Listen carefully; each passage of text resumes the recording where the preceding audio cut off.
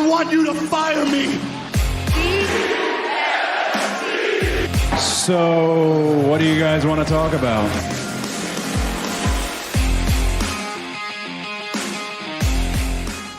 What's up, everybody, and welcome to Elite POV, where it's podcast time, and you know what that means. I'm one of your hosts, Phil Cataldo, but you can call me Philium. And do we have some stuff to talk about this week? Get of naked course, again. we Yes. had an exceptional AEW Dynamite this week, but right before we go on air, some crazy stuff gets posted and deleted on CM Punk's Instagram. It's definitely going to be. It's definitely not my feet. It's definitely going to be a big topic that we talk about. But first, let me introduce my two wonderful hosts, the best producer in the game, Mr. Kyle Masters. What is up? They're gonna reference my feet pics that I quickly posted for y'all, but you're too quick or you're too slow. I deleted them right away. Sorry. Yeah, guys. Patreon.com/ElitePOV. I'll post them up there. There you go. There you go. For the low price of $2,000. The 2,000 Canadian tier. Yeah, I'll send you a bottle of maple syrup too. How about that? And speaking of somebody whose price has only gone up because yet again she's featured in not only Dax's social media but also FTR as a whole's promo video that they filmed that they put on their social media showcasing the meet and greet that they were at WrestleCon last weekend. The Draw, who's gonna bankrupt Elite POV before we even start making money. Jackie Rodriguez, what is up? Well, so much for witness protection, y'all, because I did make the social media videos again. But yeah, life is good. Last weekend was a lot of fun.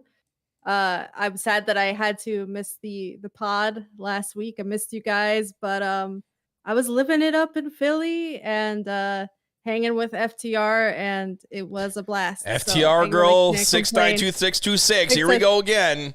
The number keeps changing. Just keeps stealing upgrading. The number upgrades and gets higher every time. She's I see untraceable. Guys, So I do have a question for you, Jackie, because Yes. I still haven't finished the podcast, the Dax's podcast this week. But he did mention something in the very beginning, and I want to get your take on it as somebody that was there. He said that their line was so long that he had to eventually cut the line off because he had to make a flight around 5 o'clock. They were supposed to do 11 to 2, and they ended up going a little bit longer, but they did cut the line. Was it mayhem? Obviously, you were one of the first people in the building. We know that. We understand that. We saw how close you were to the front of that line. Was it chaos getting in and getting to their section? Because sometimes icons can be like that. I think they did a pretty good job of not cutting the line in a way that it became chaotic, like where people were pissed off. Somewhere along the line, because they're very good at, taking time with their fans and talking to them and, like making conversation. But I did actually see them, like the staff that was working with them actually went up to them and they're like, hey, we appreciate that you want to talk to people, but we have to move this line faster because there are so many people that we need to get to before you guys have to leave. So we need to expedite the process. So yeah, they did get a good talking to at some point. Because that line was insane. Here's my plea to wrestling fans, and whenever I do this, I get shit on, but fuck y'all motherfuckers anyway, right? This is where we need to respect the fact that FTR are so good at having these conversations with us and having these great moments. We need to keep our stories short and to the point. You can get emotional, you can cry, you can hug, you could say everything you want to say, but understand that there are tons of people behind you. Understand if you're not Jackie Rodriguez, you ain't getting more than 1 minute. Yeah. Or one pitcher, unless you're Jackie, and then you get 45 pitches. And a tequila shot. Yeah. Dax was like one with Jackie and Nate, one with 3 people, one with Jackie's abuela came over. One with the guy from the Barrio Corner Store, from the Bodega came over. The Bodega cat got a picture with Dax like this, doing the peace sign. One with Jackie and the security guard Jackie and Nate. Mama POV security guard and Kyle. And me. I just showed up. Took a picture of just other people. Rory came in. Rory? Yeah. Rory understands. He knows. Rory, you got a picture with Dax too? He's FTR Yeah, dog, I know you did. 6'9", 262. FTR dog? Yeah, I know. Listen, I just came back home from watching John Wick 4, and I want to kill everybody over a dog. Yeah. The real Bullet Club. Yeah. Wow. Yeah, exactly. Oh shit. My fucking ring light fell again. Oh no. We don't see happened a couple of weeks ago. But yeah, so a very exciting weekend for Jackie. An exciting weekend will be coming up soon. At one point, Kyle was able to get Forbidden Door tickets. Yeah. Kyle, talk about that experience. Well, thank God. I almost did it. Because when I went in, they were almost gone.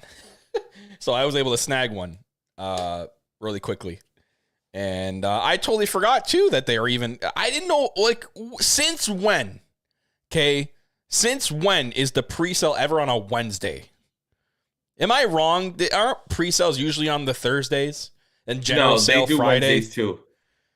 Okay, well, then last year I remember specifically being a Thursday. So I'm in concerts bed. do Wednesdays because there's concerts have multiple, like, for example, it'll be like the Chase pre-sale is Wednesday, the fucking verified fan pre-sale yeah, is Thursday, and then the general public is 3 weeks from now when there's no more tickets. Well, anyways, specifically for wrestling, as far as I could see with AEW tickets, usually the pre-sales are Thursday and then Friday's the general sale. But I was in bed at like 10:30 Eastern time, and the tickets went on sale at 10 o'clock. And I was able to figure out to get a ticket, and I'm like, shit, I don't even know if there's going to be a ticket left. Sure enough, I log in, I see one ticket, I'm like, click. I processed through that shit so fast, I got it. Didn't even know what section I was in until after I bought the ticket. I just didn't care. I'm like, whatever the ticket's going to be, I'm going to sit there. I could have been behind the screen, but I'm still going. In the building, though. But I'm not. I'm actually in a decent section. Almost, it's literally like the opposite side of where it's almost the same section, but the opposite side of where I was kind of sitting last year when I was at the United Center. So, it's just perfectly fine with me. I couldn't care because this event's going to be so good. They sold like 14,000 tickets without storylines, for one. Crazy concept that they sold out an arena. Almost sold out an arena. I don't know what's going to be left tomorrow. But they almost sold out an arena without stories and without even a fucking match announced. They could only thing we know is that it's AEW. We could get Aaron Solo and whatever, that Cole Carter in the main event, but that shit's sold out. It's sold out already. Yeah. Listen, if it was WWE, we would get Aaron Solo and Cole Carter. Yeah. But I'm excited, especially because it's in my neck of the woods. It's literally like a 50-minute drive, for me at least 50. I know some people it takes an hour, but I don't talk for the slow people. I drive at normal speeds. I don't live far from the Scotiabank Arena, so it's going to be a great thing to experience here on where I'm from. And to experience, I see a lot of people that I know in the wrestling community that are going, so it's going to be awesome to connect with you guys. They're going to Forbidden Door. I plan to being there super early, and I'm going to walk around the concourse, so hopefully I run into a bunch of you, and we can meet up. Like, I know it was just like the Full Gear one. We fucking ran into like every other person that we knew there. Yeah. God, it felt like a freaking paparazzi fest. I think I took like 800 pictures that day. I think people were just surprised you were in the States and they were around you. Yeah. They could reach out and touch you. You're a real person with legs. Nah, well, yeah, I am. Yeah, shocking. That's what shocked me the most. People can confirm that. Kyle face to face was that he has legs. Yeah, well, and then you say I was taller than you, but you make it seem like I was freaking like Andre the Giant next to you. Me and Jackie are very short compared to you and Ant. Yeah, only reason Jackie's hired on this show, besides her unbelievable talent and being a great person, is the fact that she's shorter than me. I think Ant was a little bit taller than me. I'm pretty sure I remember. Ant thinks the tallest out of all of us. Is not taller than you. I'm pretty sure you're taller than him, and then There's it's no Ant. way. Like, it's like very close. You know what, Ant? We're gonna measure each other. And shout out to Ant, who's in the chat right now. Yeah, saying that even me and Ant could be main eventing. Yeah, and it's sold out.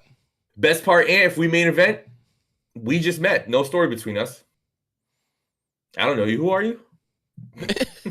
Yeah, Ant, I'm going to need a video package on you because I have no idea who you are.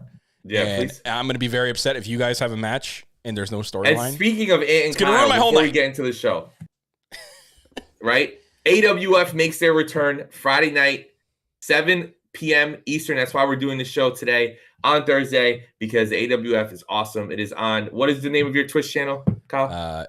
That is twitch.tv/go fuck yourself. No, it's Kyle. Alliance Wrestling Fed. So it's twitch.tv/Alliance Wrestling Fed. Their first episode is up. I am in the eFed. Jackie is in the eFed. Some of the people who are Jackie's in the chat gonna right kill now us after today are in the eFed. It's a good time, man. If you guys love wrestling, they're playing WWE 2K23. We all created characters. We always promote it because it's such a good time. It's a very fun time. Yeah. Prince Phillium is by far my favorite character because of Prince Phillium is Cody Rhodes. It's fucking hilarious. The Puerto Rican nightmare. Okay. I almost regret, if I could do it all over again, and this is very inside joke, but I don't care. It's the Pop Cop. Yeah. Hi, Mama POV in the chat. Hi, Mama POV. POV. So I gotta be on my better behavior now. I know, right? She's gonna freaking so the one thing I will say is, the head if I don't. if I could do it all over again, I would say, Kyle, make me my character a mix of Cody Rhodes and Bray Wyatt. So. Oh, got you, fam. I know exactly what I'm gonna do. Yeah.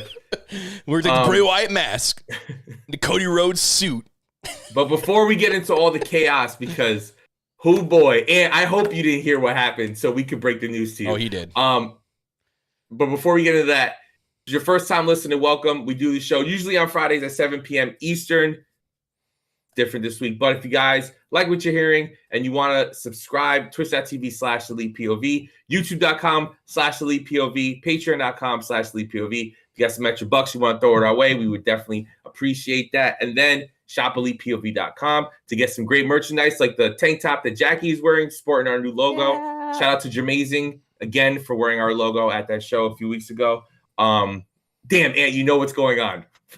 Ant puts CM Punk's being a cuck again. But I know. I talked to Ant before we came live, so. Oh boy, we're getting stuff together for AWF. We're gonna get to the actually, before we get to anything, hold up. I need to apologize for the 50% of me that is Hispanic. Jackie wasn't here to save me last week from butchering this dude's name. Jackie, say it one time so I don't mess up again. El hijo de Vikingo. Who? Vikingo. Me and Kyle for an hour and a half called him Vikingo. That's like Vikingo. The white way of saying it. The Vikingo. El Jairo Vikingo. Love that guy. Oh, wait. Great Ant says, luchador. Ant says say it again. So for Ant, I'll say it one more time. El hijo del Vikingo. There you go. The son of the Viking. Yes. I can't know. So I got to apologize for butchering this man's name for an hour and a half. I should have known better. But before we get into some good stuff, let's talk some shit, all right? CM Punk, not too long ago, put something on Instagram. God damn it, Punk. Right? A long, written out message on Instagram, and then immediately deleted it. But of course, it's wrestling fans, and you can't play that shit with social media no matter what fandom or thing that you do. If you post something, it will get screenshot immediately, and people will save it and throw it in your face if it's something that you didn't want out there. How do people not But learn Kyle by now? has it. But like, Screenshots live forever, I'm baby. sorry, but like, how do people not learn by now that shit like that will get screenshot? No, what probably happened was he probably posted it like, I don't give a fuck. And then somebody in his inner circle was like, delete that. And he was like, fuck, all right. Like, you know what I mean? Like, maybe Tony Khan saw it. Maybe AJ saw it and was like, yo, what the fuck are you doing? You know? So like, maybe Larry saw it. He looked up and he was like, dog barked at him. But Larry has like that open bite. He's like, yo, Larry don't want the smoke, bro. Roy fuck his ass up. Just saying. Wow. Damn, dude. Just like real life, Moxley beats a Punk every time. Brawl out again. But so Kyle, read what Punk said for people who don't know. So he starts off with "sigh" in capital letters. I wasn't clear to come back to wrestle yet. The then plan was to wrestle at pay-per-view. I sat and listened to Moxley's Rocky 3 idea. I explained how I never seen Rocky movie. I'm going to stop right there. How has CM Punk not seen Rocky? That's a mind-blowing half I've ever heard. But anyways, he puts, I thought the idea sucked, but if the boss wanted to do it, whatever. He said he wouldn't lose to me. I never experienced someone refusing to lose to me. I just laughed. I asked Tony if this was what he wanted. He said yes. He's the boss, so I'd say okay, but I need to be cleared first. They kept saying it could just be a squash, and I didn't need to be cleared. I scoffed at that. My health is more important. Dave Meltzer is a liar. Jericho is a liar and a stooge. There were plans, but plans always change, but I'll never put a company above my health ever again. I hate when it was like structured like that, and it's tough to read, but the question is, what is he talking about? Remember when he squashed, remember when he lost to Moxley? They squashed it. That was kind of like his last match, wasn't it? Before, like the first time? Yeah, like before that. Remember we thought the match was going to be on pay-per-view, and it ended up being on Dynamite. Yeah. I think that's what he's referring to. Oh. Yeah, when he had the broken foot.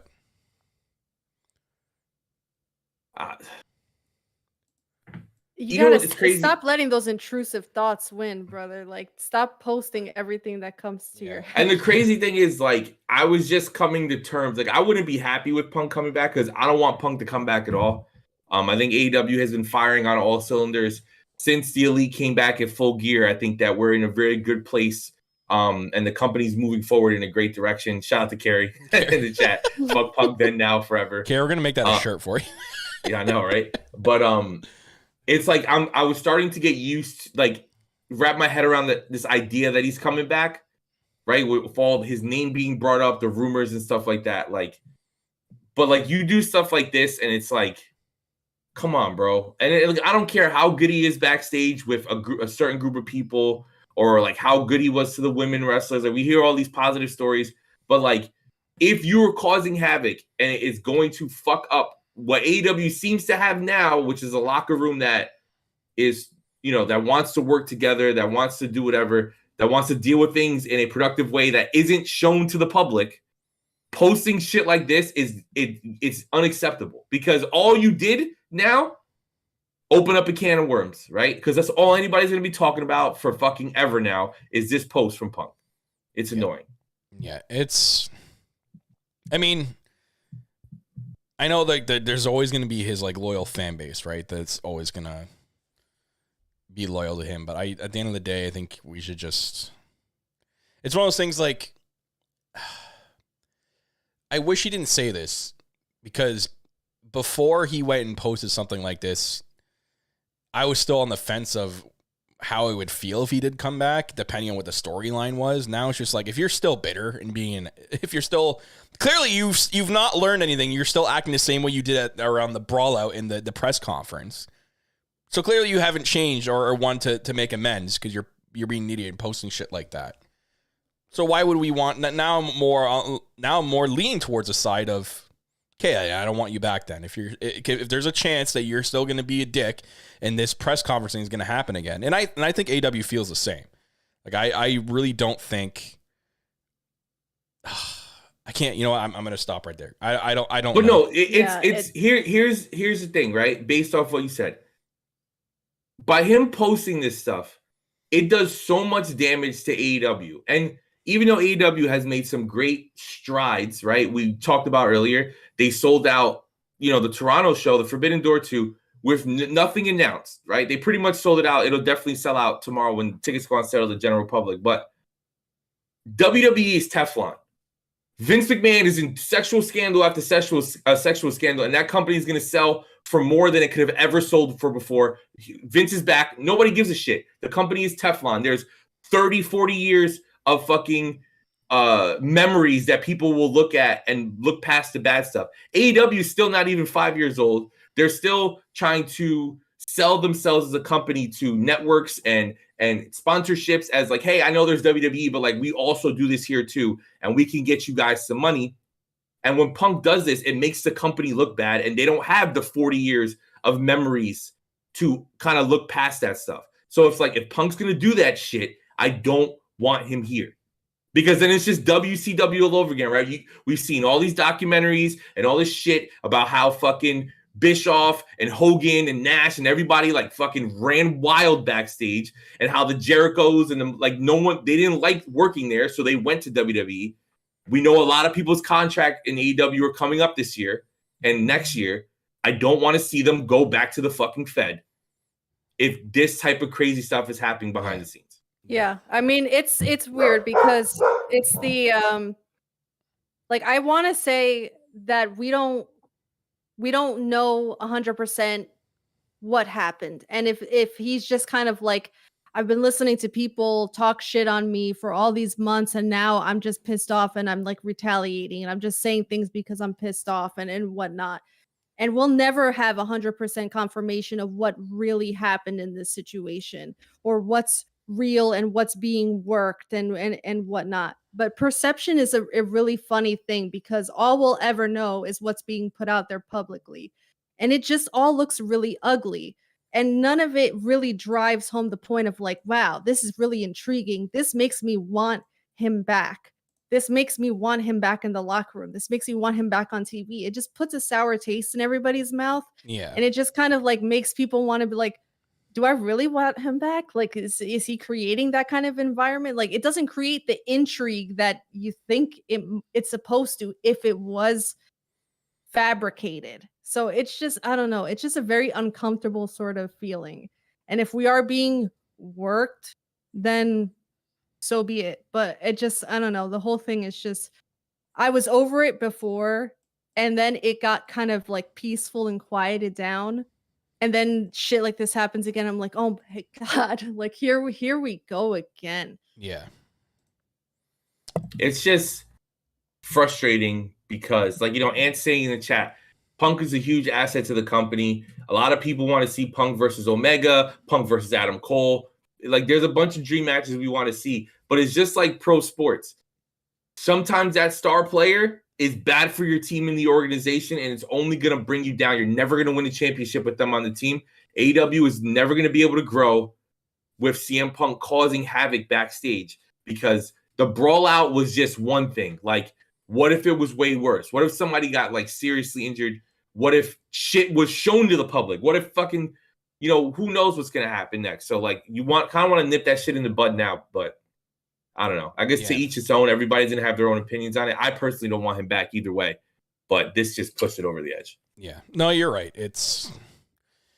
We'll see what happens. But in lighter news, Excalibur has been is the latest to be inducted into the Indie Wrestling Hall of Fame. Nice. So good for him. I've seen that today. No inductor has been announced yet for him, but he's joining a class of Christopher Daniels, who will be inducted by Frankie Kazarian, cheerleader Melissa, who will be inducted by someone named Dave Prazak. Jimmy Jacobs, who will be inducted by Alex Shelley, and someone named Mike Modest. So good for Excalibur. Christopher Daniels included, and others there. There's for some, I didn't clue in for me this week, but Jamie Hayter wasn't on Dynamite this week due to actually a visa issue. I guess she had to go back to the UK to kind of like reset her visa to come back and work over here. So she's working on that, and that's why she wasn't here this week, which again, I totally forgot about that, but I don't know. It didn't ruin my enjoyment of the show. I'm happy that it's out there though, and it's not being perceived as like she's not being booked. Yeah. Like there's a reason. So they've added 2 shows in the schedule. So May 31st, they're going to San Diego, California. So that's the Dynamite after Double or Nothing. And then they're going to Colorado Springs the week after. I think that's their Colorado debut. Or no, not their debut, but their first time, I believe, going to Colorado Springs. It's their San Diego debut. The one after Double or Nothing. And then this was also interesting. I seen it, and they changed. So when they announced that Canada lineup, they already changed a date for one of the shows. But it's not Dynamite, it's not Rampage, and it's not a live event. It's literally called AEW Wrestling Live Televised Event on Saturday, July 8th. That's the Saturday show that's coming. That's my guess. Is that's going to be the debut of the Saturday show, or that's what one of the days it's going to be. But there's no name of it, so I'm not sure what they're what that's about. But they moved it because I think that was originally supposed to be a Friday. And then lastly, but not least, All Out news. This is hilarious because we were just at I remember summer last year and trying to book the All Out trip, and us waiting for like the arena to be announced and thinking of United Center. Well, sure enough, news right now, All Out may not be at the now arena. Fightful Select has actually learned that there has been discussion of the show taking place at the heart of Chicago this year at the United Center. Thank fucking God. Yeah, bro. AEW has sold out 2 shows already at the United Center with The First Dance and Forbidden Door. Fightful is told that AEW may still run Hoffman Estates Now Arena for the Dynamite and Rampage tapings. Which is fine. But All Out, they're thinking of doing it at United Center, which would have been nice last year, but yeah, no, it would have been nice. For real. At least they're, they know that they can sell at these pay-per-views. They're going to sell when you go to these big arenas, especially like you only have 5 pay-per-views a year. You can start doing them big arenas now. It doesn't matter where it is. You have 5 pay-per-views a year. Do them at the big arenas. And honestly, let's get All Out of Chicago. Yeah. Try somewhere else. Let's start moving these pay-per-views around. Like we see when they go to cities and areas that they don't go to often, right? We saw in the Winnipeg show, the crowd is super into it and they're fucking ready to go crazy. Yeah. I know Chicago is like the best wrestling city and all that stuff, but like, where else would you go? Like with a big arena, where else would you go? Madison Square Garden. so biasly, Madison Square Garden. Yeah, which they won't be because there's other. The Fed won't allow AEW to run in there. Ant says Philly. That would be a good spot. Yeah. Knowing Tony Khan, they'll do the fucking ECW arena, and I won't even watch. That's not a big arena. That fits like maybe 200 people. Yeah. Impact runs there. That'd be a big show for Impact. It's like a WrestleMania show for them. The cool thing about doing it in Philly, for people who don't know, all the big arenas, stadiums are all in one area. And there's a bar right in the middle called Infinity Live that has very good cheesesteaks. Okay. In there. Because there's like a million things in there. Like where the Flyers play?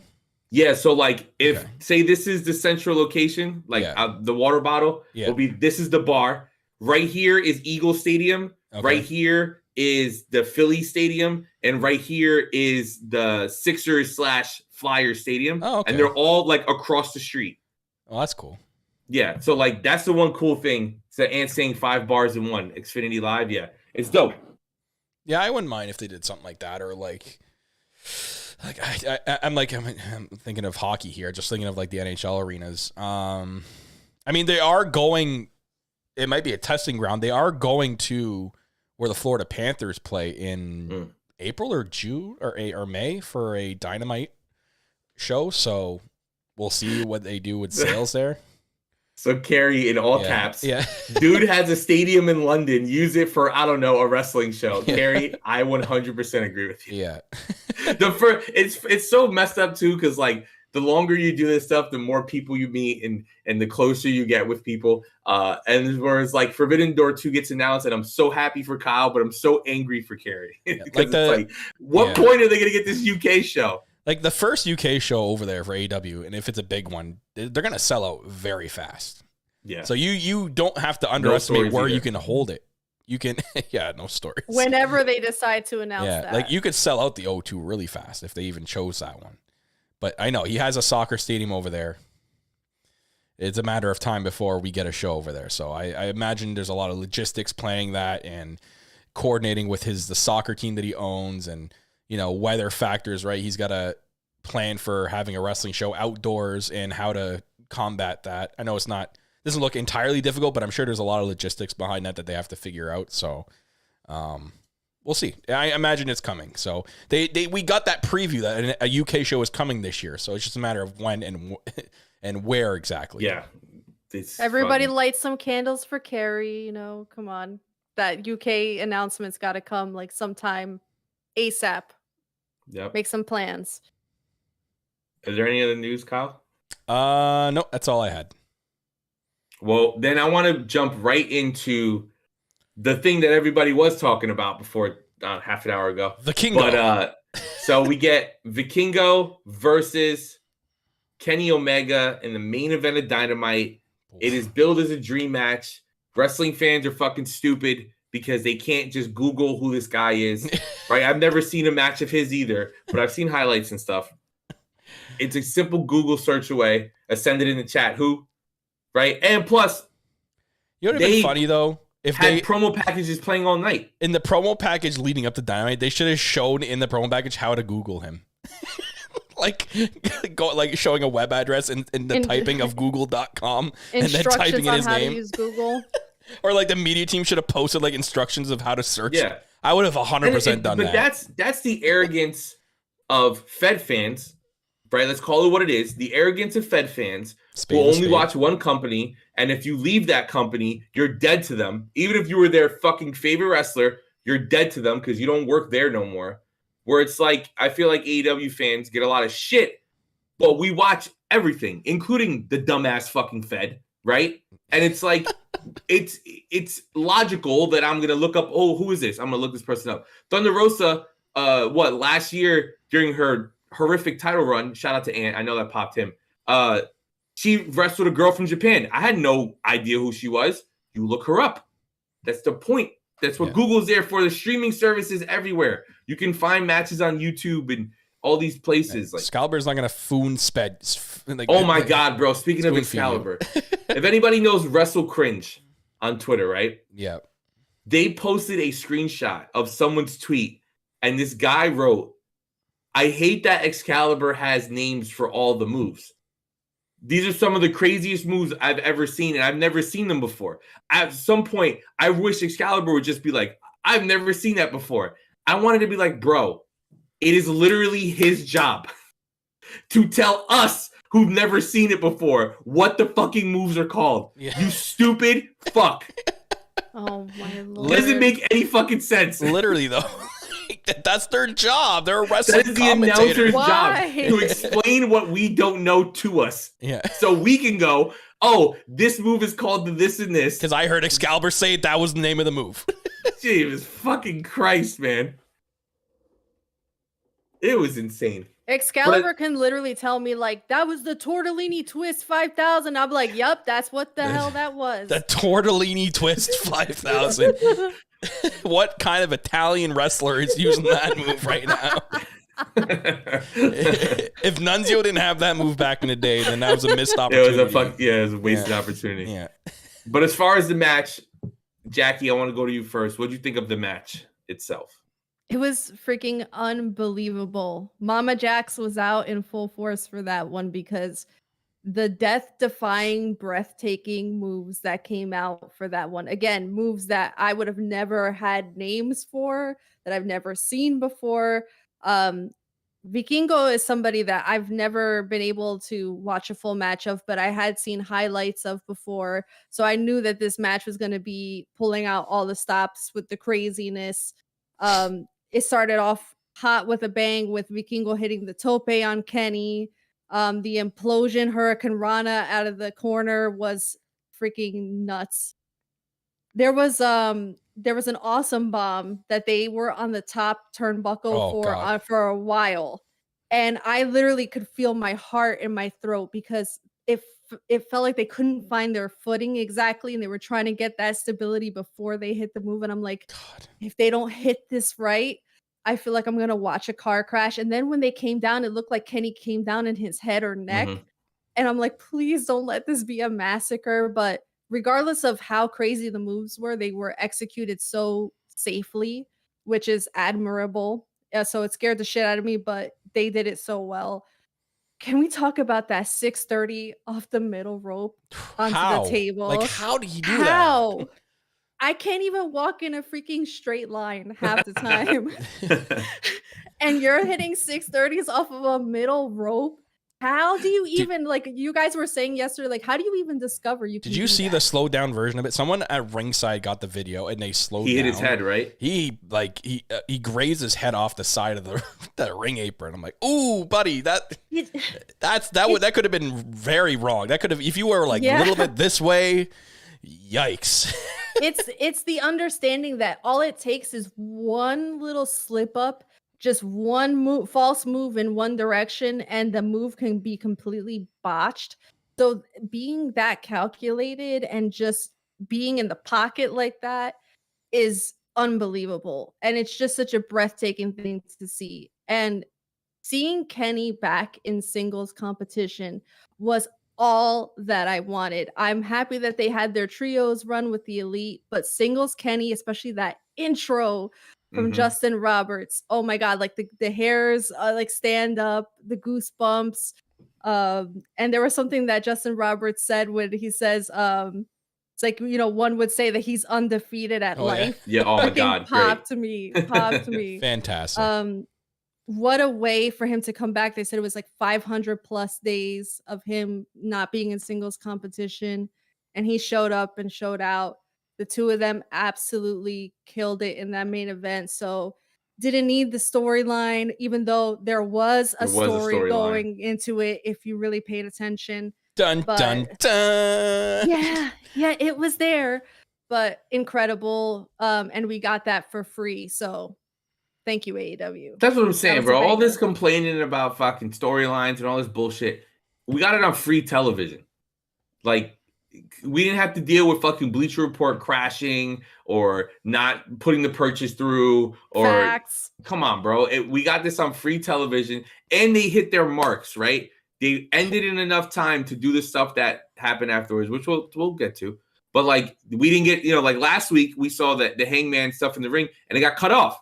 We didn't fucking see it. We had to get it from fans' videos that people were posting online. But like, they hit their marks. They did the moves. Everybody seems to be safe and in good health after that match. And singles Kenny is back. Like, just incredible. But Kyle, what did you think? I'm confused. You're telling me that we can have a 5-star banger match on Dynamite without a story? Is that what you guys are telling me right now? No, can't do it. Wow. Honestly. At no point did Excalibur tell me the story 6 times and then try to sell me Skittles while Jerry the King Lawler was sexually harassing women. Oh my God, Phil. Can't do it. I like my stories where women are being sexually harassed at the same time. You know what? If it's not that, then it's not television. Just saying. Well, actually, Jerry, Kenny, and Vikingo had this storyline going for years. Oh, yeah, but you see Penelope's tits? Thanks, King. Awesome. Anyways, match was incredible. I'm glad we had to finally hear also I mentioned the chat Battle Cry. But yeah, the Dragon Rana, what Adam said in the chat. My God. That was insane. Like where if I go, I love how he like took his mask to get the hell out of here. Like it's his old mask. Like, why are you there? Oh yeah, I put it there. But like to pull that off from the turnbuckle post to Kenny and then onto the floor, that was insane. But I'm sure both men are banged up because there's a couple of V triggers there that sent Vikingo into the Shadow Realm. Oh my God. He came in and out of the Shadow Realm a few times, but incredible main event, and that was so much fun to watch. But there's gonna be people out there they're always going. It's gonna happen, guys. I think we have to get used to it. There's gonna be people that are gonna shit on AEW no matter what happens because they're jealous that shit like this isn't happening on a television that they watch. It is what it is. It's inevitable. It's they're literally like Thanos. They are inevitable. They are gonna shit on it no matter what. And that's their fault. If they don't want to enjoy a masterpiece, then hey, have fun having an aneurysm typing away in your mom's basement. We'll be over here enjoying Vikingo and Kenny Omega and then whatever future dream match Kenny Omega is going to be in, because old Kenny is back and he's having these bangers. I cannot wait for what they do next, because now the story of what's happened, like we saw in the beginning of the night with the Young Bucks, and hilariously Didn't see until after Dynamite. They boarded up the production truck where Punk's face was on. Punk's face was Hilarious. great. But the Young Bucks got taken away in an ambulance, and then Hangman went with them. And then Don Callis basically pulled Kenny away and said, no, like, forget about them. Like, basically the story of Callis pulling Kenny away from the Elite and Hangman kind of going into the place is the way it looks like they're going. I was mentioning it to these two while we were watching Dynamite. I'm like, oh, I wonder if they're going to pull a story where, like, Callis pulls Kenny fully away from the Elite and then turns on Kenny and has like a new person, and that's gonna lead to Ibushi coming into the company and then reuniting with Kenny for the Golden Lovers. Possible. Yeah, man, I'd give them a tag team title run. That would be a very big boost in the tag team division if the Golden Lovers were there. And Kota Ibushi just got booked for a match against Joey Janela at Spring Break. Yeah, so he's working in the States. So he's working again. So these things are possible. But in regards to what Kyle was saying, you know, for a company that doesn't tell stories, they sure as hell told the fucking big one throughout the show. Right? And this leads to what happens after the main event, which was just a brawl. BCC, everybody's just getting fucked up, beat up, whatever. And then Hangman comes out for the save. He steals an ambulance to come back. Shout out to Carrie because she was texting me. She predicted it. She predicted it at like during the pre-show. She booked it. She booked it exactly. Hence her name on Twitch, Carrie the Head Booker. But we see Hangman come out and Don Callis takes a bump. And Adam in the chat, shout out to him. You know Callis is invested because he took a bump. That man doesn't bump. So this is a very big priority for He Callis. bumped himself. Yeah. And then Kenny is like to Hangman, like, what are you doing? What's going on? Because he thinks Kenny hit Callis. He thinks Hangman hit Callis. But there's a lot of layers to this story. I'm very excited to see kind of in what direction they go. Because like Kyle said, they can go that way. You know, they could do something where like maybe Callis joins the BCC, or people were, before the Punk stuff, there was a rumor going on that maybe Punk attacked the Young Bucks, and this is how we're going to get to Kenny and the Bucks versus, or Hangman and the Bucks versus Punk and FTR, maybe at Double or Nothing, because we'll know within the next couple of weeks if FTR is staying or not. Fingers crossed for me and Jackie. Or else for the Fed coming soon. But yeah, I don't know. There's a lot of stuff going on. And it's a very exciting time in AEW with this great Elite storyline that's been told for, 4 years now. Yeah, crazy. Since before Since the AEW. beginning. Like it's a long, and I can't wait to what they do with it. There's a few different directions they can go, like we said, and it's just really exciting to see what the end result is. I also mentioned it while we were watching too, that I wonder how this is going to affect BTE on Monday. Are we going to get footage of maybe we see the attacker, we don't see the attacker? Is it going to be like a footage where Cutler gets knocked down, the camera gets knocked down, and we get the footage from the ground where it only shows the feet maybe? So what if BTE is only like 10 minutes long this week? Yeah, there's no. It shows like them getting there, like the travel and all this stuff, maybe going shopping like they normally do, and then Cutler gets knocked out, and then that's it. Yeah, and then we're like, what the fuck? And there's no BT. Keep the mystery up. Yeah. That'd be interesting. I just hope when the payoff of the storyline happens that Michael Cole is the one to tell me what's going on. Paint the picture for me, Michael. Yeah, please. Right? I need Shawn Michaels to look every direction to tell me every swerve that's coming in the storyline. That was for Ant. I hope he's still listening. Oh, man. But yeah, other stuff happened on the show last night. I don't remember any of it because I just keep thinking about the match. But we had Tony Storm versus Sky Blue. I want to talk about. Yeah, exactly. Right, Jackie? Just all around. Just another masterpiece of a match is what we're referring great. to. Just great storytelling. Yeah, I'm loving this. I loved how they built up, certain assets that wrestlers have to use moves with. I love that they got a lot of time. I don't love that it was at 9:20 again. That's you know what? I've given up complaining about that. They're always gonna be there now. I was talking to somebody today, Kyle, about the Ty and Sammy interview, and I was like, I should have asked Ty that. Fuck. Oh yeah.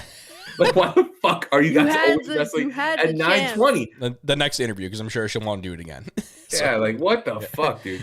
But the match was a lot of fun. I think they did even though most of the offense was Tony Storm related, I think they did a good job of giving Sky Blue her moments, letting her get some offense in, and kind of really building it up. We see what made us all laugh afterwards is Riho makes a save, swinging the bat like a crazy person. She's It was running a down that pipe. ramp. She's like, Oh, the pipe.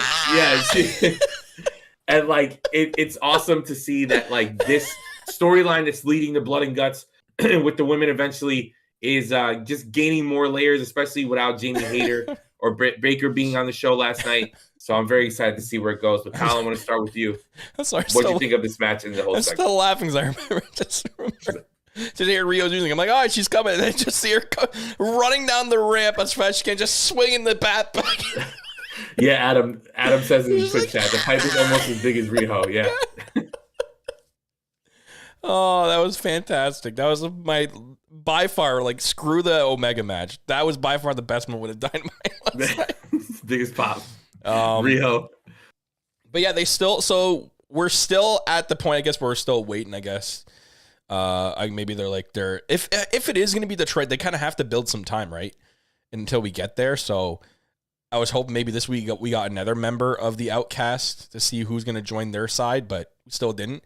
So right now, technically, it's still 5-3, right?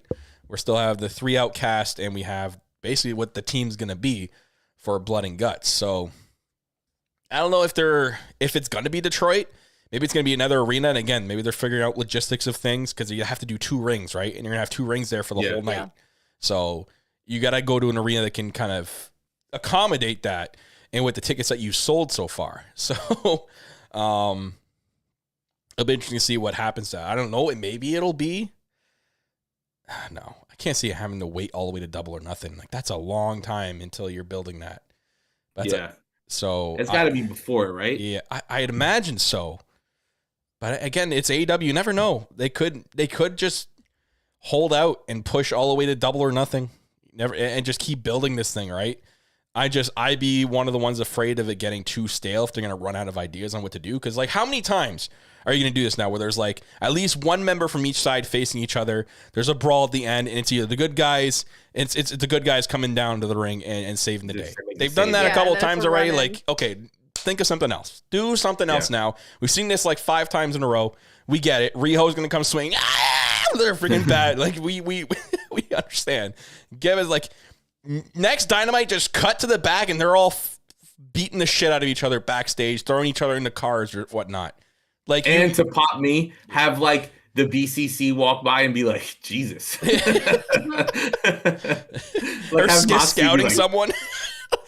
No, just have them like walk by in the back and like the brawl's happening and Mox is like, Jesus, it's kind of dangerous back here, huh? Like, or something like that.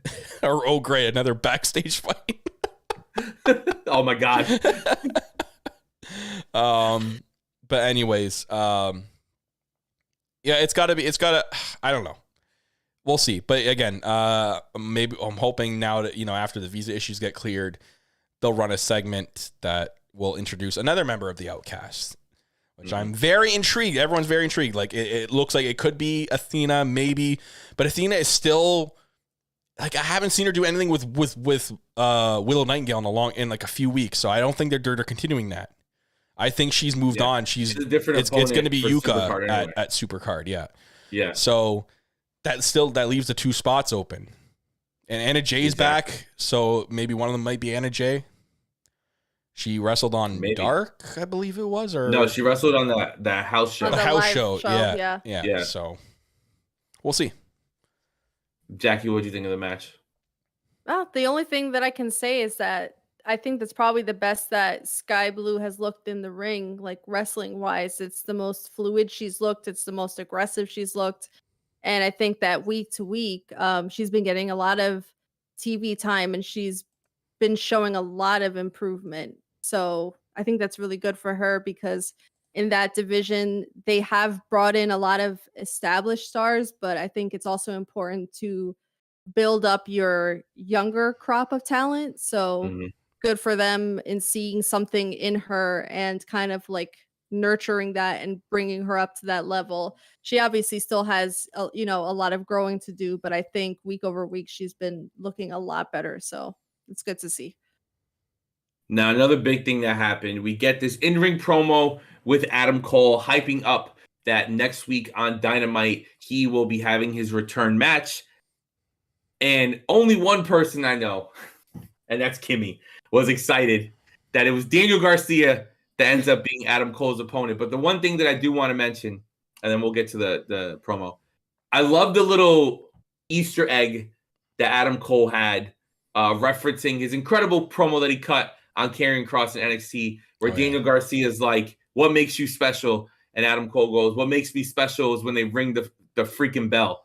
And like he said the same thing to Karrion Kross in NXT, and it's just a beautiful, beautiful way to kind of go back to that great moment. But Jackie, what do you think of this interaction? Are you excited that the opponent is Daniel Garcia, even though he slipped and said pro wrestler at one point? But I don't know. Well, that was done on purpose. Well, yeah, of course. He slipped up and he meant to say Sports Entertainer, Entertainer, as Daddy Magic would say. Yo, okay, hold up. Sorry, Jackie, to cut you off. But real quickly, I love when Daddy Magic says the line at the same time. If there's someone from the JS in a dark elevation match, he always says the line the same time as when the theme song starts. He always goes, the Entertainer of Sports Entertainer. He says it on commentary when it's being said in the entrance. It pops me every time. That's brilliant. I mean, listen, no shade to Daniel Garcia, because you know that when the match happens, the match is going to be legit because Daniel Garcia is a really great in-ring talent. It's just personality-wise, when he comes out, it's just he's not hitting with me. Like he's not exciting. I don't know if that's supposed to be it's almost part of the character in a way. Like where he's supposed to be a little bit dry and he's supposed to kind of be mid personality wise. But yeah, like when he came out, we kind of, I think Kyle had said something along the lines of like, well, that was like a balloon deflating. But I don't care because my only goal is to see Adam Cole back in the ring. It's been, what do they say, like 9 months now that he's been out of competition. Yeah, something like that. And since Forbidden Door. Yeah, since Forbidden Door, it's been a long ass time since we've seen my favorite cinnamon roll in the ring. And he looks so happy and so hyped to be getting back out there. And I know like that crowd was so hyped for him. Like that crowd was loud and excited for him. And I'm ready. So be it Daniel Garcia and anybody else, only thing I have to say is this better not be a lead in to something with the JAS. So help me God. Jackie, we're getting JAS against one of our favorites either way. Either this House of Black story that they're going in the direction of, or fucking Adam Cole. We can't escape it, all right? The JAS is like taxes, bro. They're here every fucking time you turn around. It's just let it be a one-off. Let it be like, oh, Daniel Garcia wants to just kind of get his match in and stuff like that, but keep the JAS far away from Adam Cole. I think that's what they're doing. I think that's it's what you call like a warm-up match. Right, it's his first match back. I didn't expect it to be like a big giant name, and that's going to be the first match back, right? Right. So maybe we'll get the big name after the match. That maybe comes. I don't know. It'll be interesting to see what they do, with Adam Cole with next week, because next week's also the debut of All Access as well, the TV show. So yeah, we'll see how that does. But I'm excited. I think I'm very curious to see what the direction is with Adam Cole towards this pay-per-view, because off the top of my head, I can't really think of anyone off the bat. Like, I know a lot of people will be like, oh, is he going to maybe have his first world title feud? But looks like that's what they're doing with the 4 pillars, which is great. Pillars, yeah. I don't know if it's I can't see it being Will Hobbs with the TNT belt. I don't know if they do something with Orange Cassidy They're both baby faces, so I don't. It's really tough, or unless he just has a regular one-on-one match with someone. So I don't know. Maybe if that's going to be the catalyst for Jay White coming in and debuting in AEW, and that's going to be the feud going into Double or Nothing, because there's history there between those two, which would be really cool. I don't want to see Jay White in the Fed. Yeah. Unless what people kind of wanted to see when Adam Cole was healthy again was the Kingdom stuff, right? Because he's got history ties in with the Kingdom. But I believe I'm almost certain the Kingdom will be an ROH. So, well, we saw him on this week's. Yeah, there's still crossovers. Storyline with Top Flight. Yeah, we'll see. Which is okay. I'm excited. That match is still gonna be good. Garcia and Cole is still gonna have a really good match. Garcia is, regardless if he wants to say it or not, he is a great pro wrestler. So him and Danielson, when they had that match in Buffalo that I saw, was an unreal match. It was so good. So him and Adam Cole are sure enough going to have a fantastic match next week. So breaking news from Kerry the Head Booker. Okay. I just saw this. So if you guys know this, I'm sorry. But breaking news. Chris Jericho, after Punk deleted his tweet, posted, I'm going to pull the picture up, posted this on his IG. Oh, I delete. saw that. Yeah. It's Matt Hardy and it says delete. Oh, God. My God. I think Punk posted something too. He posted, it looked like a picture of Roger. I can't see a guy's last name, but it says, "I'm too old for this shit." In quotations. Ridiculous. He started it. Oh, my God.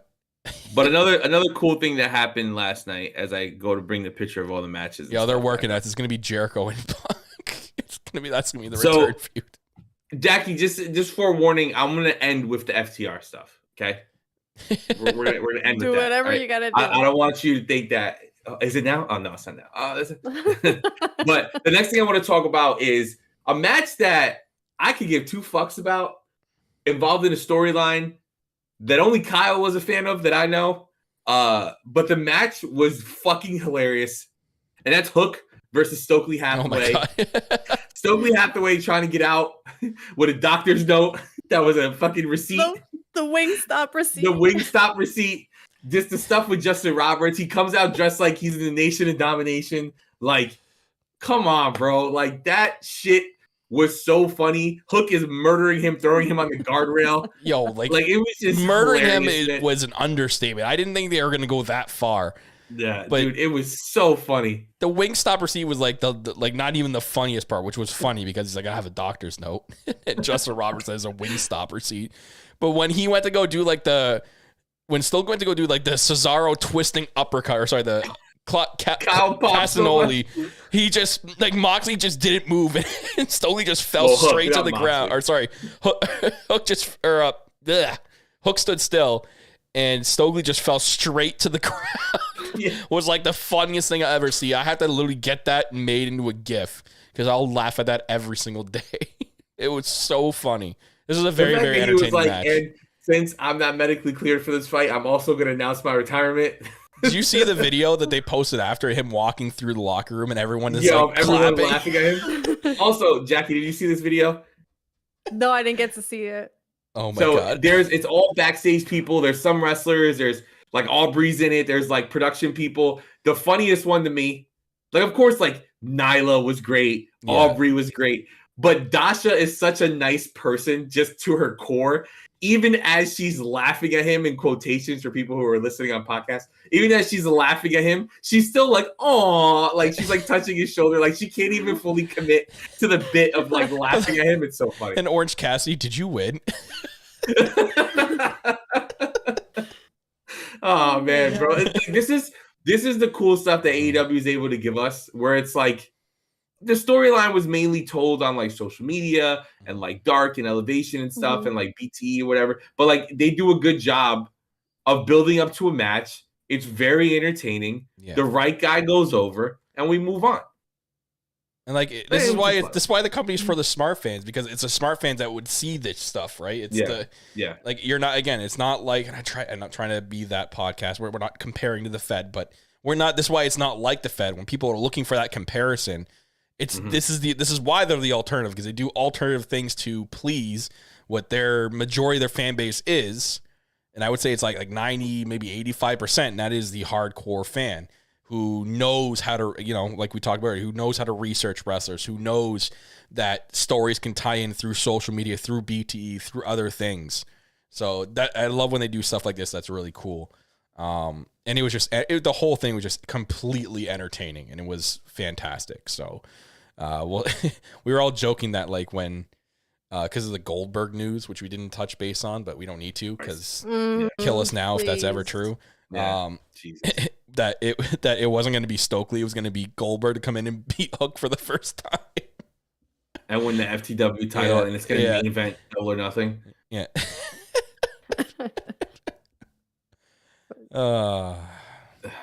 I forgot who asked the question earlier. Somebody was like, "Call yourself out in the chat." They were like, "No Jared on the show this week. I wonder how Phil felt." Great, I felt fucking awesome. I enjoyed the hell out of this show. I totally didn't notice until you mentioned it. I was saying Phil like aged like 10 years in reverse. Like it took the gray out Benjamin of his Button. beard. Nah, it's still there. This light's not on because I don't know why it's not working. But it's still there. It's still very much there. We can't talk about the BCC, man. They're just becoming more dickish every week. Yep. Which and leads I'm into loving the it, Moxley though. and Stu match. Yeah, and I'm loving it. And like the Moxley and Stu match was fantastic. That was a very, very well done match. But so I made the funny joke that Pop Kyle. I said Stu Grayson wrestling twice on Dynamite is already more than he wrestled the entire time he was here the first time. Yeah. That's so shady. But it's so true. And then we had that the opening match of was it Darby, and it was such a weird tag team. It was Darby, Sting, and Orange Cassidy. Shout out to Orange Cassidy for the OC face paint, and shout out to Trent Beretta for tweeting, "I did the face paint." That shit popped me like 2 hours later. Yeah, because I said a tweet. I'm like, I wonder if Sting or Darby helped OC with his face paint. I just wish that like there's I want All Access to be the show that shows me Darby Allin like sitting on a stool, leaning over all nice and putting the O and the C. But that was a good trios match. I don't know. It's still interesting to see Sting wrestle at 64, 65 years old, and he's the only veteran I want to see. Yeah, and he's the only veteran I want to see. And he was even entertaining in the match. He acted more like Orange Cassidy than Orange Cassidy did in this whole match. But he's used so well. Just like you actually are happy to see him in the wrestling ring. Like they use him every once in a while. Mm-hmm. There's no overkill seeing him in the ring. He's nowhere near titles, which thank God, because if they ever were to try to strap a title on him, it would be so weird. But it's just like it's a very classy way to showcase him. When's the last time he wrestled? Like it's been a while. It's been a long time. It's been a while, but even if they put the title on Sting, it makes sense because he's been here for like 2 years now. Technically, he's been on TNT forever. But I'm saying, but it's not like Jeff Jarrett's been in the company less than 3 months and he's had like 3 title shots already. Like what the fuck? Yeah. Has Sting even had a title shot in AEW yet? No. No. Well, there you go. Maybe he doesn't want one. Maybe he's like, no, don't put me there. Maybe he's a smart legend. Not necessary. Yeah. So he still looks great. He's like Tony Coppray asked him. He's like, dude, I'm 65. No. Exactly. He was like, dude, I'm not even cleared, and I'm not putting my health over the company, bro. Oh, then he deleted the tweet. Then he deleted the tweet. Then he deleted the tweet. Jackie, what did you think of Mox and Stu though as a match? I thought it was like really hard hitting, and I think that Stu looked freaking great, like on the comeback. First of all, I didn't get to talk about this because I wasn't on the show last week. Wow. It was really great to see Stu get the first ever All Elite again. Yeah. To have him welcomed back into the company, and to see him go toe to toe with Moxley, because Moxley is that powerhouse where a lot of people don't get to be showcased on his level. But Stu, like they gave him a good lengthy match against him, and he looked strong against Mox. We knew Mox was going to go over, but not at the expense of Stu looking foolish against him. But my only thing is, if the Dark Order is going to reestablish itself, can they not? are they gonna look bad if they continue to keep coming up on the losing end like that? Like, I don't know if they're, how do you come back from all those losses? I just feel like they always lose. I feel like they need to at least get one over on BCC, right? Yeah. Like At some point in this feud. Yeah, like next Yeah, week. Somebody does. Yeah, like maybe like no one would expect it, but what if like Claudio gets the loss next week against like Uno or something like that? You know what I mean? Well, here's what you do. Claudio and Wheeler Yuta in a tag match against Uno and Stu, and Uno and Stu pin Wheeler Yuta. And then Stu Grayson pins Wheeler Yuta. Yeah. And then Stu challenges for the pure title on Ring of Honor, and Wheeler Yuta just beats the fuck out of him. Then we're fine. But like they won on Dynamite, and that's what matters. Yeah, they gotta come up on the winning end at some point. Otherwise, it's just kind of like not believable at this point that they stand a chance at any stage of the game. So, but overall, the match was really good. Yeah. Now, the last thing we want to talk about before we get out of here, of course, we have the Guns versus Top Flight, and that's all cool. Sure. But we don't give a fuck about that, right? Yeah. Dante did some flippy stuff. That's not why we're here. The Kingdom came out, right? And they attacked Darius, and they ran off, and the Guns won. Yada, yada, yada, yada. Okay? Right? More flippy shit. I love the yada part. It's a great part. Right? Definitely the yadas. It's the second yada, though. That was the best part. Oh, that was a great yada. Yeah.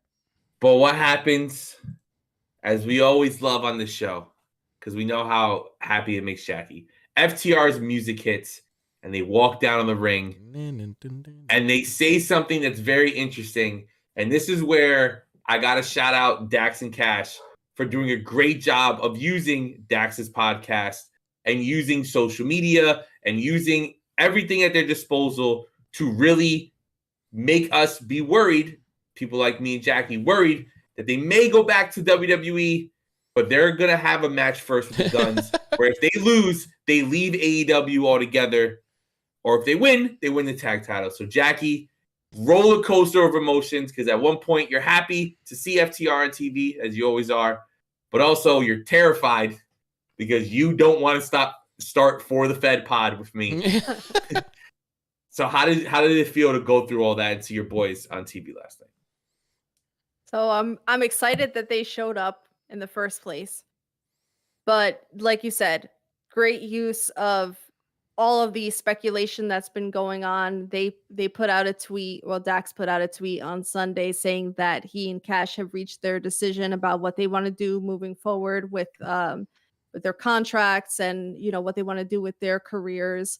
And then lo and behold, they show up on Wednesday. They issue the challenge to the Guns. The Guns say, absolutely not. There's no stipulation that you can throw at us that will allow us to give you your title shot. And they finally say, well, we want to challenge you. And if we don't win, then we'll leave AEW forever. And now the gears start turning and people think, well, are they going to win? And then that means that they did in fact re-sign their contracts with AEW, or are they going to do the job and, leave the territory, putting somebody else over? Yeah, there's a third option there, though.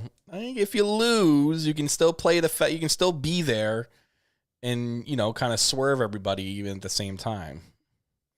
No, I think if they lose, they're gone. Yeah. Well, what do you think would be the third, how would they swerve? Because then that would kind of make them not men of their word. Yeah, I guess so. That would be a rough one to play. Maybe the second AEW is all elite again. So, and then, of course, there's an altercation at the end. The freaking Guns spit on them, and it was the most disgusting. I wish that I didn't have high definition visuals on that, because it was the nastiest thing ever. And I never wished so much for them to stomp those ass boys out, because spitting is the most vile, disgusting If thing anything, ever. you know whose fault it is? Kyle's, because Kyle's always 20 seconds ahead of us. He should have warned us. Yeah, he should have. Yeah, please, you should tell me, because Adam, if you're saying what to disgusting. Jermazing, he lives in the UK. That's why he said what he said. He's technically into tomorrow already. But if I had to take a wild guess, and this is just me, maybe this is me being hopeful and optimistic, I strongly believe they're not going anywhere. Oh, And okay, they're taking those titles. That's just me. I don't even know when it is. I hope they revamp that fucking division. Like, what is this match? So yeah, we don't have confirmation yet as to when the match is taking I place. was talking to somebody at my job today, and they also said next week. There's nowhere that says next week. No, and it didn't. And Excalibur did not say it in his spiel at the end of the show. So I don't know where this next week is coming from. Because why people are saying next week, I don't know. Is because I'm saying it. Okay. Why they're saying it, I would assume is WrestleMania is next weekend. There's a lot of reports going out there that Triple H is planning a huge Raw after Mania. So if they were to leave the company and go right into WWE, because there is a third option for FTR. If you guys don't listen to Dax's podcast, he said it is also an option for them to just be on the indies. Right. And do other companies, right? Maybe Impact. Mm-hmm. I saw today the Motor City Machine Guns re-signed with Impact. So maybe they go to Impact for a little bit. Maybe they go to Japan full time. Like, didn't they already do something like that already? And don't they already have that kind of freedom? So, like, I no, if they stay with AEW, maybe they don't want to be in AEW, but maybe they don't want to go back to WWE right away. But either way, I think that people are only speculating it's next week because of Mania being next weekend. So, like, I think people are like, oh, maybe, if they were to leave, they'll lose Wednesday and show up on Monday. Or show up at Mania. And I thought, too, that what they said in the chat, I thought, like, their contracts go into April. So I don't even know if that's that was the understanding that I was under, but who effing knows? This is just again, we could be all getting worked. It could be a big swerve. Who knows? We'll see. FTR in progress, OTT, Rev Pro, yes. We'll see. I hope for your sake, amazing. Hopefully it's not the worst case scenario and they're retiring. That'd be worst case scenario. No, I think worst case scenario is them going back to the Fed. Yeah. I'm sorry. That's worst case. That's the worst. I'd rather them retire. Because here's the thing, right? And it's not even hating on WWE, even though I love doing it. They're going to feud with the Usos. It'll be for like 3 months. It'll be great. And then that's it. Who the fuck else are they? They're going to sign a multi-year contract. Who are they going to face 6 months from now? Yeah, you're gonna love Judgment them. You're going to get an Otis and fucking fucking Gable. Oh, Chad Gable for 6 months. Tag team. I watch Raw. They're going to wrestle for 6 months. No, I've been watching Raw and SmackDown. Don't give me the KO and Sammy shit. They're not going to be a tag team forever. No. Of course Stop it. No. That's going to be for Mania, and then KO is going to turn. KO is going to turn on Sammy on the Raw after. Oh my lord! Can you imagine? Yeah, literally. Yeah, and at WrestleMania Backlash, it'll be Sammy versus KO. I don't know why I said. I can't wait. I can't wait for WrestleMania Money in the Bank, and then WrestleMania SummerSlam, and then WrestleMania. Listen. Whatever happens, full disclaimer, y'all already know before anybody starts calling me like, you're fake and whatever. Y'all already know I'm FTR girl 7, 8, 9, 10, whatever the hell the number is this week. Should be FTR Revival Girl. Wherever they go. She is 100% changing her name to Revival Girl. I am 100% following whatever they do. So I don't want to hear nobody saying. Listen here, Jackie Rod Revival. All right, Revival Rodriguez, get out of here. Yeah, I don't want to hear nobody talking shit on me. Warning everybody right now. My Twitter name is Phillium Elite. The second FTR show up and they're Revival again, I'm changing my name, Phillium Fed. Phillium Fed, but 2 Fs. 2 Fs. Phillium Fed. Get the Fed out. You know what I mean? Get the Fed out. That's what I'm fucking going. We're going crazy. I can't. Just please don't do this. Don't do this to me. Hey, we're getting work. I hope so. I love you. The one thing I do want to say to anybody who will be in Los Angeles for WrestleMania weekend, me and Jackie, but mostly Jackie. Okay, I asked her about this last night. Mostly Jackie is upset, is jealous. This is why I've been telling Jackie that we all as a group need to start selling feet pics, especially Kyle. Because we could have funded Jackie flying to LA because Dax is doing a live podcast with his podcast FTR with Dax, and it's going to have Wardlow, Will Hobbs, Sean Spears, which they keep saying is going to have no filter and go completely fucking nuts at this show. Cash and special guests, which I think one of them is going to be Mercedes. Yeah, some surprise guests. And Dax keeps saying he's going to get himself into a lot of trouble because they will be drinking while this podcast is going on. So if you're able to go to that show and you're in LA, I'm so fucking jealous. It is going to be streaming though. They're going to stream it on Fight. Yeah, they said that some parts of it though might have to get blacked out because they might not be able to stream for legal reasons. Boo. But yeah, but so they're going to stream it afterwards. It won't be live. Boo. No, who knows? It'd be on Instagram Live. I want to see Sean Spears just fucking pop off. I want to see him black out. Yeah. Just completely just say whatever. All right, Ty Dillinger gonna make fucking suck. But yeah, God, what if Sean Spears at some point looks at the camera? He's like, you know how Vince McMahon has this whole "Be the Star" campaign, and then they cut the mic. Fucking drops the pipe. Shout out to my homie Kyle Niagara Falls. Yeah. What's up, man? I'll pop. Well, I thankfully have my boy Floyd and my friend JR are gonna be there, so I'm gonna have some people on the inside who have your camera out for just record some stuff. Yeah, just record, please. Bring a battery bank and hit record for it, Jackie. Yeah, please. I'm just forever grateful that it's not on Bleacher Report. Oh, that it's actually on Fight TV, so it'll actually work. Fightful. Thank God. Yeah, Sean Ross Sapp is going to live stream. But yeah, the FOMO is felt deeply in the depths of my soul because if there's anything that I would want to be there for, it's that. Also, if you're going there and you're in this chat and they have exclusive stuff, buy some stuff for Jackie. Don't be a mark, all right? Be our mark. She'll trade whatever you buy for feet pics. Kyle's feet pics, though. Not hers. Mine. Not hers. I have Jackie's nail polish. She sent me home with them last time I was up there, so I'll wear her nail polish. It's as far as you're getting. Anyways. Oh my God. But yes, so that is all for our Dynamite coverage. And Rampage this week, for anybody who wants to know, is airing Saturday at 10 p.m. Eastern because of March Madness has thrown everything for a loop. At this fucking point, air it after Dynamite. This is fucking ridiculous. I'm so over it. Keep the cameras on. Just Tony, listen, TK, okay? They will literally start a million different shows at 1 hour a piece just to get you to force you into making Dynamite 3 hours. At this point, just fucking give it to them, all right? I want to watch a Saturday show. And then what happens when we have Battle of the Belts? Is there going to be 6 shows? I can't do this anymore.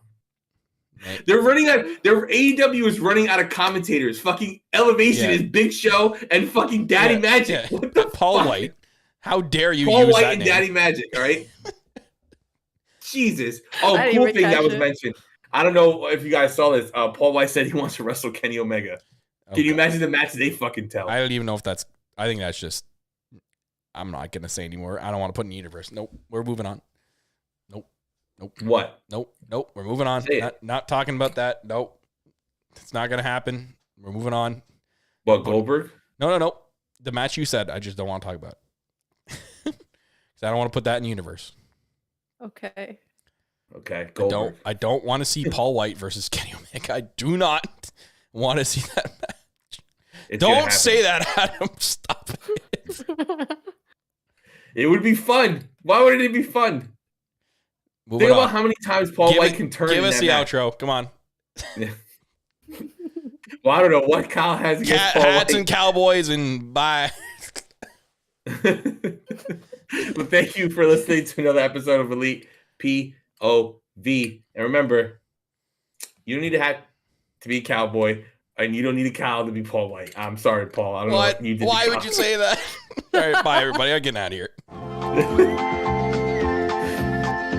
There's a voice that keeps on calling me down the road. That's where I'll always be. Every stop I make a new friend. Can't stay for long, just turn around.